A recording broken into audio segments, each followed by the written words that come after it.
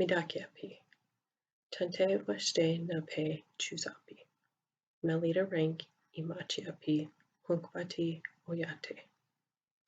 My great-grandfather's name is Shoots the Enemy, and my great-grandmother's name is Walks with the Owl. My mother, or Ina's Dakota name is Oyate Wachiapiwi, which translates to woman called upon to help the people.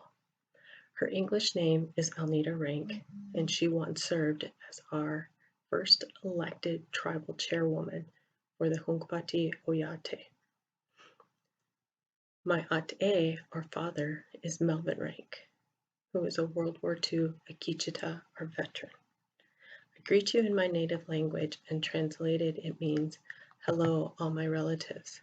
I greet you in a good way and with a good heart.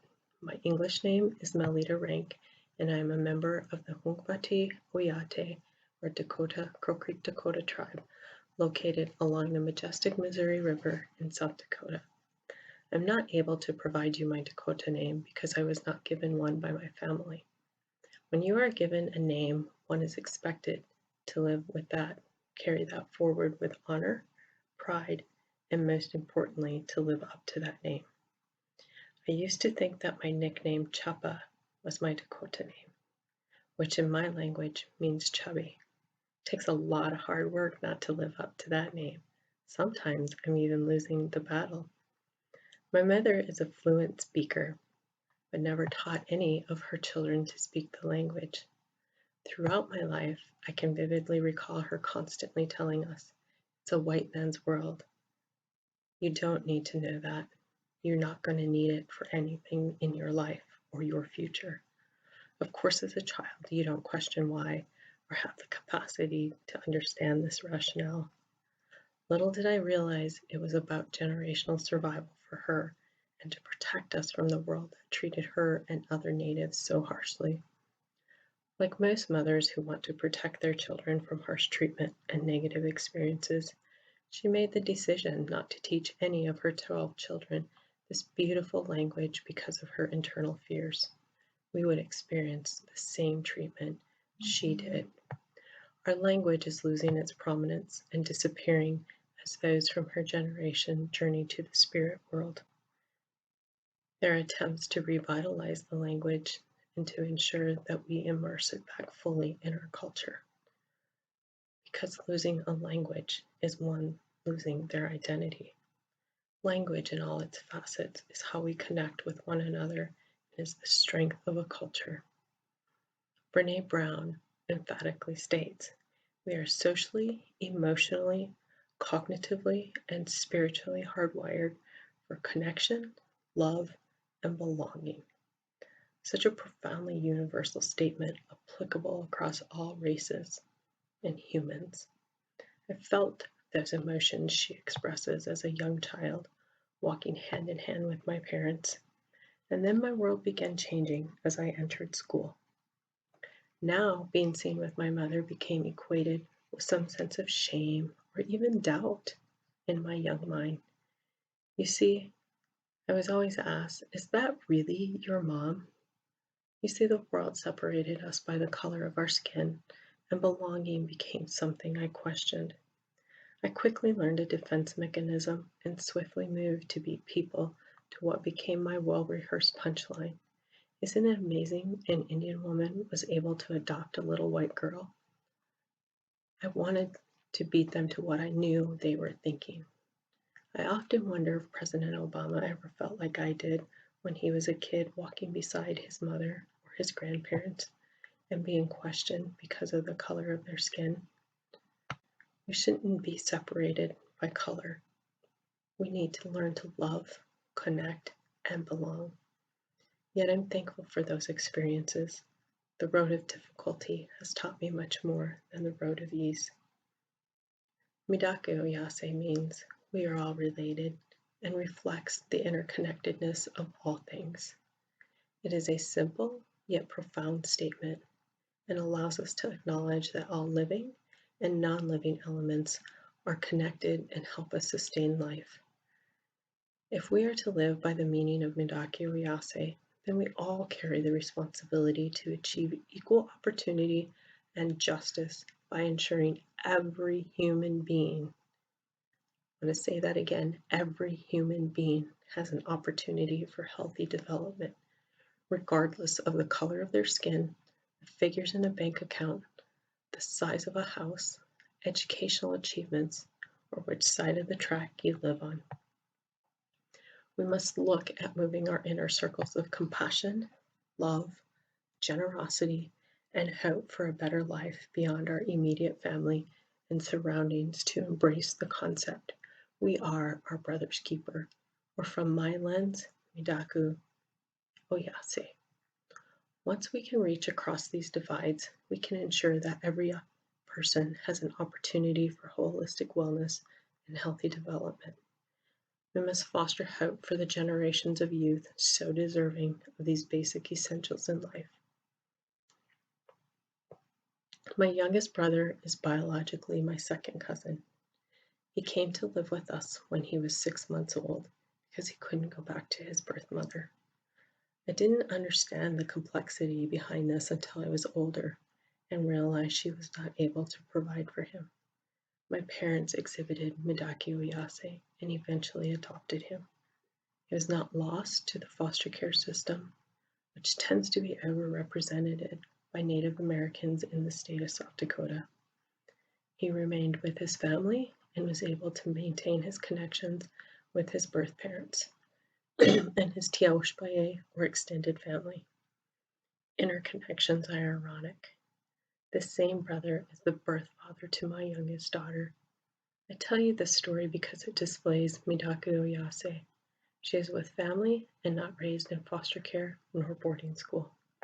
She is aware of her family, who her family is, even though she doesn't directly live with either birth parent. She's able to keep her connections and she knows her siblings. I live on a reservation. Reservations are lands where natives were forcibly moved by the United States government as they tried to assimilate and even eradicate native people. Despite the social challenges and problems, including the geographic remoteness of these lands, they are now our homelands, and leaving home is difficult to do, no matter how many problems exist and persist. I'm proud of my home because my family and my history reside there, and we are one resilient nation. I think the United States Census Bureau also loves my land. They commonly list it among their top rankings when they publish new data.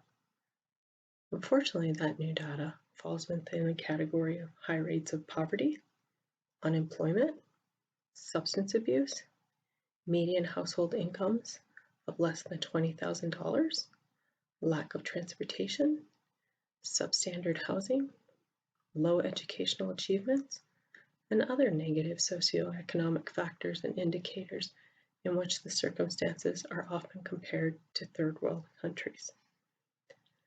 Nationally, American Indians and Alaska Natives face statistically high numbers in many of the social arenas or challenges. The Substance Abuse and Mental Health Administration Services reports that American Indians and Alaska Native youth aged 12 to 17 years have higher rates of substance abuse when compared to the general population.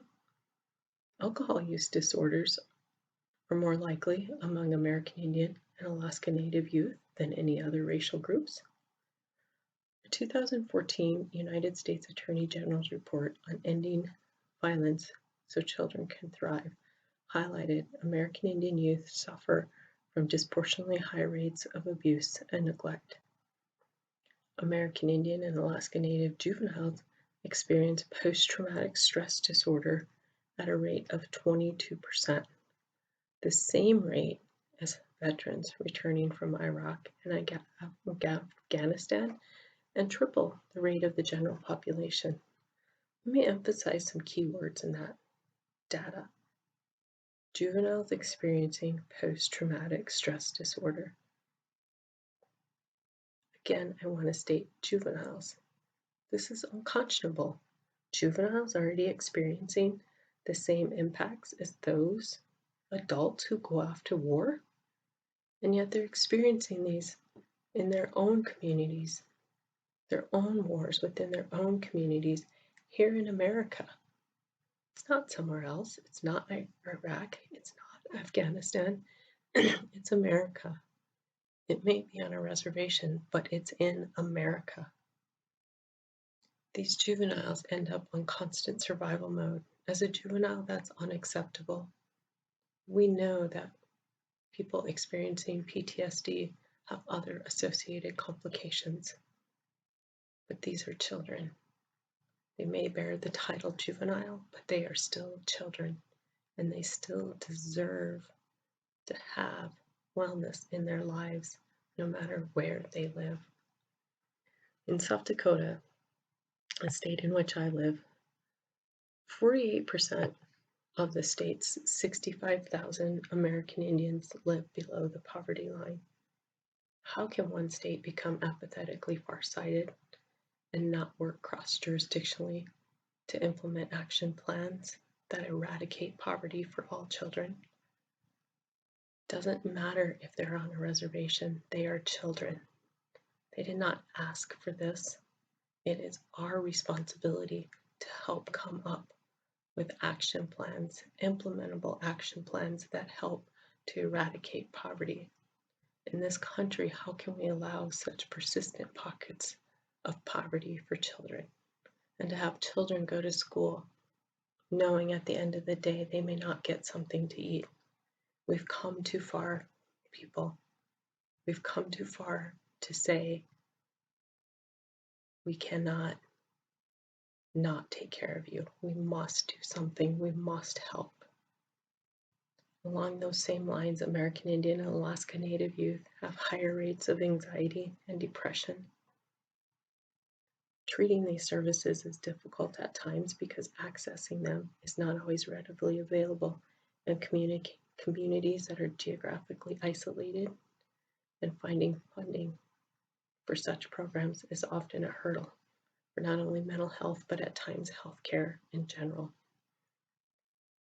While this data is troubling, I want to remind you that behind every number, behind every statistic, behind every death by suicide is a person.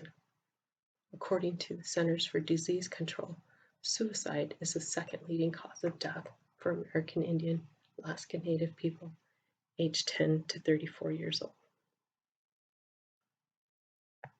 Again, behind every one of these statistics is a person who suffers silently in some capacity, but nonetheless a person who deserves holistic wellness as a human being. On March 9th, 2014, the Washington Post ran an article in which former U.S. Senator Byron Dorgan recounted the story that impacted him about a 14-year-old girl named Ava. After 90 days of lying in bed, curled up in a fetal position, Ava took her own life. Her death followed the suicides of her father and her sister. For 90 days, 3 months, Ava was unrecognized by anybody who recognized her trauma, who knew her pain and the struggle she was feeling, who cared enough to check on her, who cared enough about her family's profound grief from losing your father and your sister, who missed her at school, who missed her in her community, who cared enough about her to check on her emotional well-being following that profound of a loss in her life, who displayed Madake Oyase to recognize at 14 you need guidance, love, support, especially when you're afflicted with these compound traumas in your life. How can we allow such atrocities? We must all work together to reduce the stigmas of mental illness and provide the help needed for all individuals. The story of this family is unfortunately more common than not for most families residing on reservations. My own brother's suicide forever changed the fabric of our family, and far too often, many families on reservations endure this same trauma. My father blamed himself for my mother's death, and as siblings, we still painstakingly feel the impacts of his death. Every July 25th, as I awaken, my mind is immediately taken back to July 25th, 1992, where I can recount all the morning events, even after all this time.